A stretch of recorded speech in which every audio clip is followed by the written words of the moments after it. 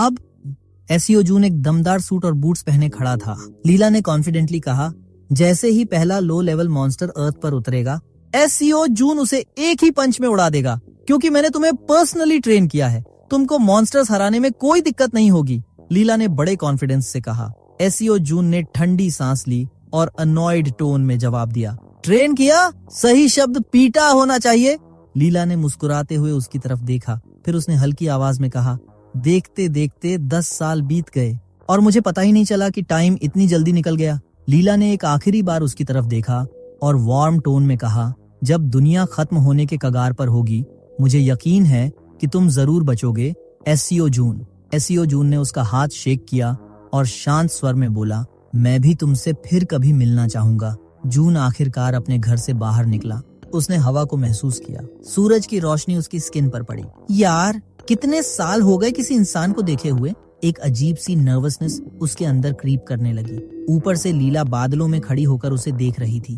वो सोचने लगी कि 10 साल एक साथ बिताने के बाद जून के साथ उसकी एक अलग ही कनेक्शन बन चुकी थी। लेकिन जून इस बात से ज्यादा एक्साइटेड था कि अब वो फाइनली बाकी लोगों से मिल सकता है। लेकिन 10-15 मिनट बीत गए और कोई भी नहीं आया। पूरी दुनिया में सन्नाटा। एसईओ जून का दिमाग धीरे धीरे हीट अप होने लगा। वेट, कुछ तो गड़बड़ है, वो गुस्से में चिल्लाया। लीला, एक्सप्लेन, कोई क्यों नहीं आया अभी तक? लीला, जो अब सिचुएशन को क्यूट बनाकर बचने की कोशिश कर रही थी, ऑकवर्ड होकर बोली, छोटी सी मिस्टेक हो गई।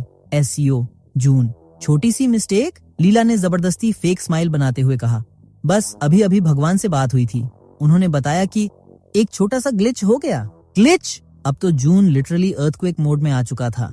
वो फ्लोर पर कोलैप्स हो गया, बिल्कुल छोटे बच्चे की तरह हाथ पटकते हुए चिल्लाने लगा, ये सब मेरे साथ ही क्यों होता है? लीला ने सिचुएशन को संभालने की कोशिश की। देखो, ग्लिच की वजह से टाइमलाइन डिसरप्ट हो गई है। मतलब अर्थ पर तो 10 साल बीत चुके हैं, पर बाकी ह्यूमंस के लिए 10 साल बीते भी हैं या नहीं, इसका कोई अंदाजा नहीं।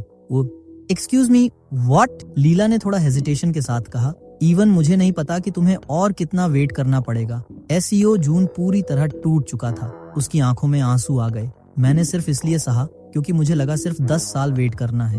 अब मुझे नहीं पता कि 10 साल और 20 साल या 50 साल कितना वेट करना पड़ेगा। वो फ्रस्ट्रेशन में चिल्लाया, कोई बात नहीं, अगर 10,000 साल भी लग जाए, मैं तब भी यहीं रुकूंगा। साल बीतने लगे, 10 साल, 20 साल, 50 साल, 70 साल, और कोई इंसान अब भी वापस नहीं आया।